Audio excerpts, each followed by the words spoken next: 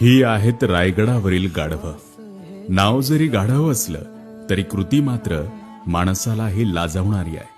तुम्ही मी राजांच्या रायगडावर फक्त पर्यटन किंवा अभ्यासनासाठी जातो, पण रायगडाच्या संवर्धनासाठी रक्ताचं पाणी करणारे हे मुख्य प्राणी.